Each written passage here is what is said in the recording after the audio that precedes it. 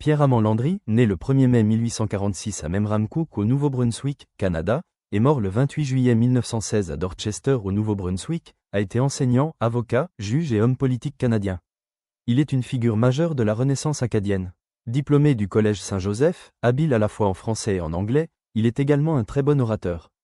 Il est député provincial indépendant de Westmorland entre 1870 et 1874, puis siège sous la bannière conservatrice de 1878 à 1883. Il est ensuite député fédéral de Kent, aussi comme conservateur. Il soutient le bilinguisme, le pacifisme et l'égalité des peuples. Suivant les traces de son père, qui est le premier député acadien de la province, il devient le premier avocat acadien ainsi que le premier membre d'un conseil des ministres, puis le premier juge et finalement le seul à être fait chevalier.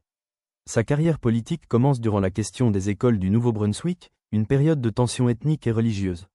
Son implication dans certains procès, notamment celui pour meurtre durant l'affaire Louis Mayou, sa carrière politique fructueuse et surtout sa grande influence sur le gouvernement de Daniel Lionel Hannington contribuent parfois à la montée d'un sentiment anti-acadien chez la majorité anglo-protestante.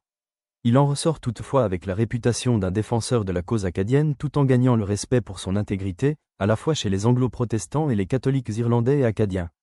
Pierre-Amand Landry préside les 3 premières conventions nationales acadiennes et s'implique dans la nomination d'un premier évêque de son origine.